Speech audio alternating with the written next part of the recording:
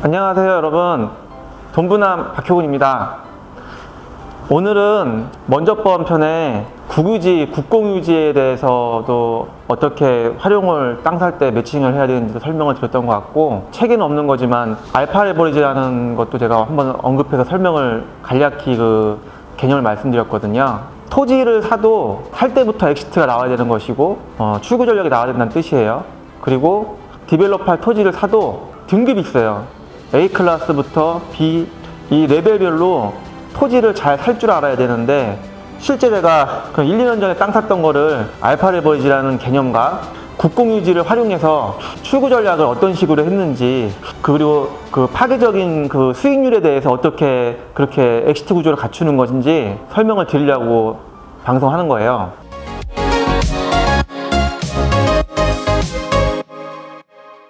일단 여기가 화성 18탐의 하저리에 있는 아주 조그만 땅이에요. 요 필지하고 요거 두 개, 요게 등기 면적이 아주 조그만 땅이에요. 약 36평이거든요. 이 토지를 봤을 때는 도로에 붙진 않았네? 혈항도로에 붙지 않았으니까 이거 완전 맹지 아니야? 그리고 땅 모양이 아유 삼각형이네, 못생겼네. 이 못생긴 땅에다가 조그만 36평 못생긴 땅에다 무슨 건물을 져 하고 또 외면할 수도 있어요. 자, 이 땅을 산 제가 경위를 말씀드릴게요. 제 화성시에 있는 제 빌딩, 지하 1층, 지상 5층짜리 빌딩이 제 사옥이 이 건물이에요. 요렇게 화성시청으로 가는 이 큰 도로가 확장되고 뚫리면서 요렇게가 원래 A라는 한 주인 거였어요. 요 필지가 B라는 주인 거였어요. 여기가 원래는 절대농지였어요. 절대농지는 뭐냐면은 용도지역상 농림지역 농지를 얘기하는 겁니다. 농림지역 농지 중에는 농업진흥구역과 농업보호구역이 있어요. 근데 절대농지는 농업진흥구역을 얘기하는 거예요.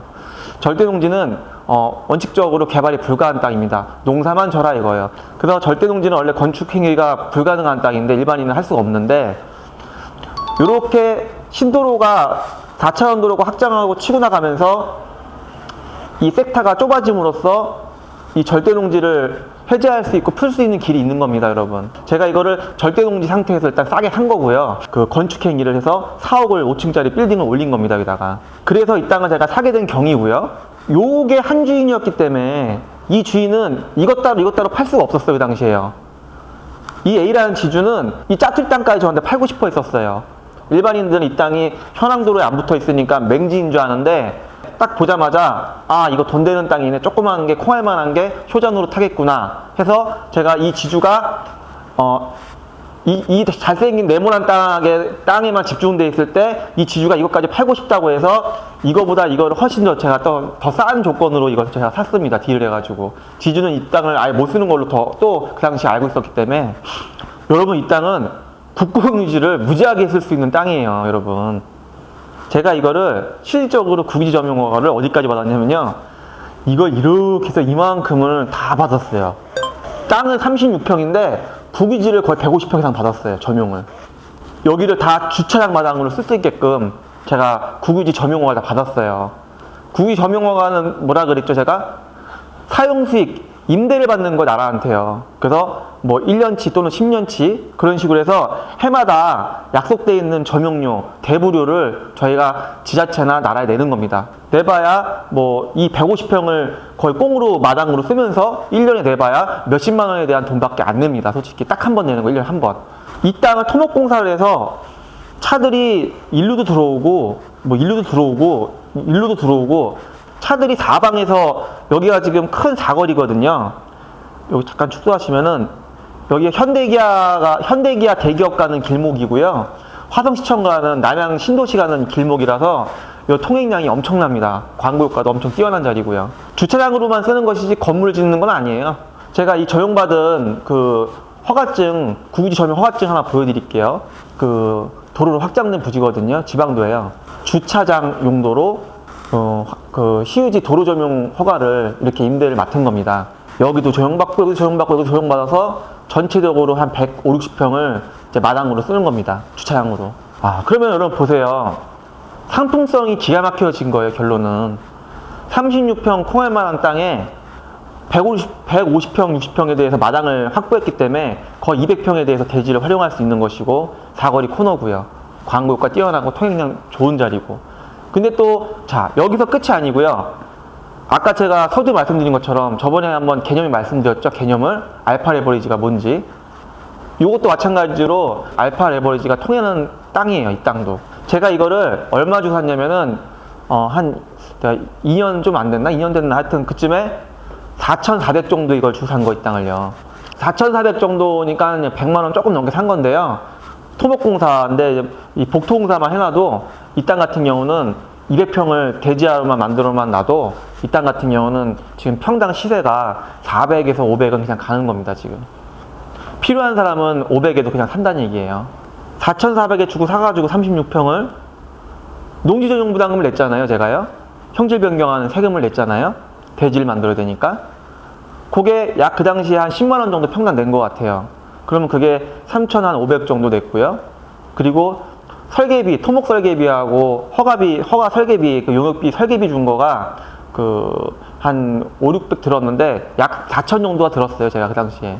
그리고 땅 산 거가 4,400이니까 약 8,400, 8,500 정도 되거든요. 근데 이 땅에 대한 대출이 제가 이 허가를 내놓고 나서 대출을 약 1억 4, 5천 사이를 제가 뽑았어요. 이 땅 가지고. 결국은 알파 리버리지 개념이 된 것이고 은행 돈이 더 나왔다는 거예요. 결론은. 그래서 은행 돈을 더 확보를 한 거고 내 시드나 내 에코티는 다 회수한 지 옛날이고 금융권 알파 레버리지가 또 가능한 땅이었기 때문에 결국은 제 돈이 또 다 회수되고도 은행 돈이 남았다는 뜻이에요. 그게 알파 레버리지의 개념이라고 말씀드렸어요. 토목공사를 끝내놓으면 또 감정가가 또 올라가요. 그럼 감정가가 올라가면 또 추가 대출이 나온다는 뜻이에요. 이 정도 A클래스의 수준의 땅을 사면은 이렇게 디벨롭을 해서 감정가 높일 수 있는 땅을 사게 되면은 은행 돈이 남는 겁니다. 예.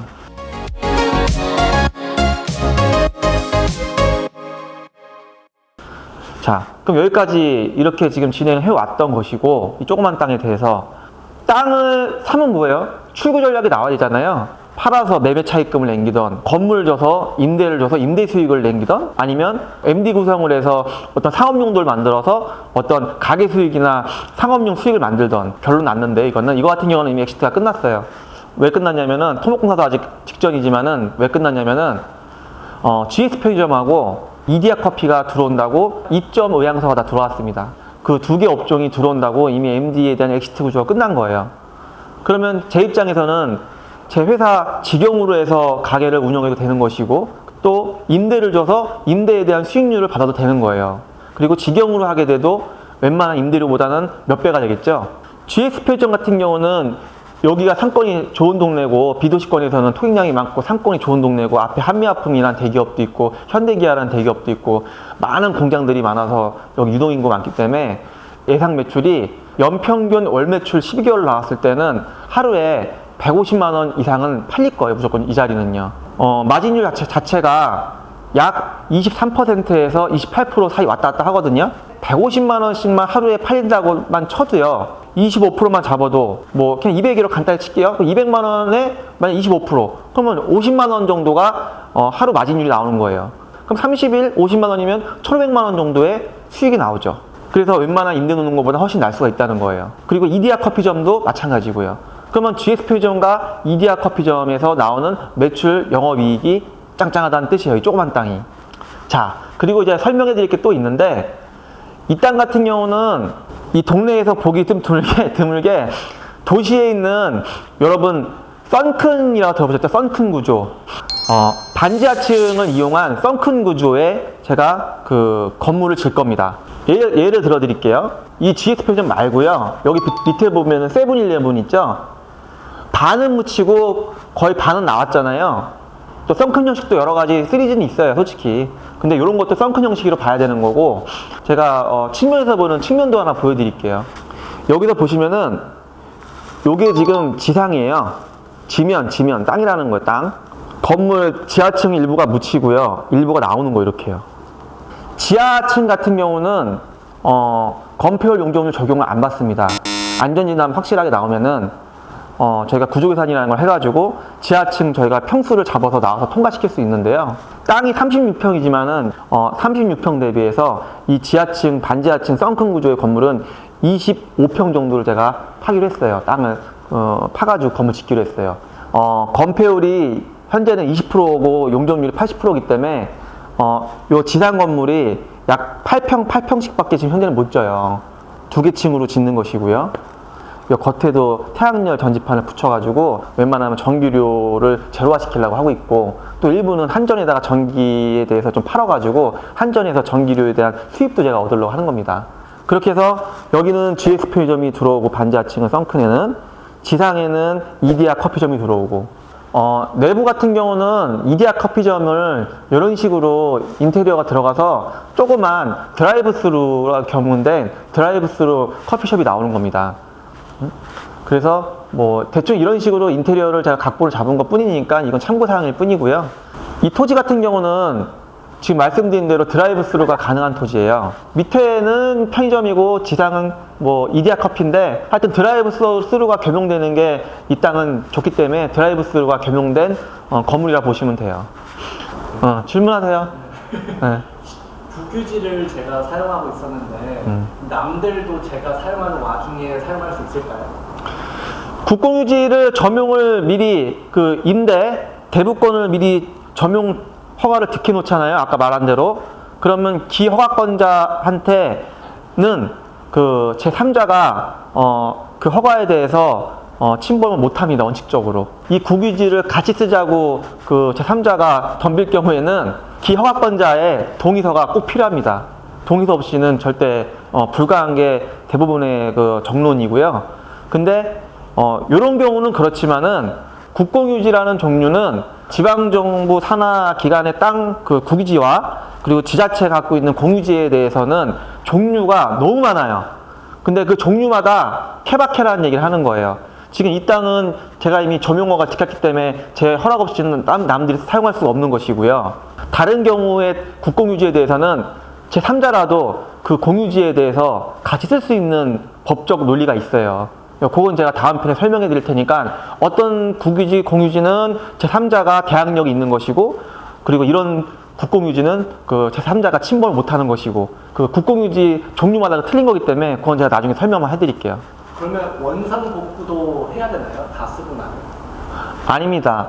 국유지, 공유지는 이제 일반 재산, 옛날 말하면 잡종재산이라는데 일반 재산과 행정재산으로 나눠지는데, 특히 일반 재산 같은 경우는 저같이 이제 국유지 점용권자가 일정 그 사용 그 기간이 지나게 되면은 그 법률의 그 제도에 의해서 그 점유권자한테 나라에서 불화 신청을 할 수가 있어요. 그러니까 불화라는 거는 국유지를 감정평가에 의한 금액으로 국유지를 제가 살 수 있는 권리가 생겨요. 국유지, 공유지 종류마다 수의계약이나 불화가 되는 토지가 있는 것이고, 또 안 되는 국공유지가 있는 거예요. 그래서 그 종류를 정확히 구분해서 공부를 하셔야 되는 것이고, 이거 같은 경우는 나중에 제가 불화가 되겠죠? 그러면은 당연히 원상복구가 필요 없는 것이고, 그리고 이 권리에 대해서 제3자한테 제가 양도나 매각할 수 있는 것이고, 어떤 경우는 원상복구가 필요하고, 어떤 경우는 원상복구가 필요 없는 다 케바케 3G가 있는 거예요, 국공유지도.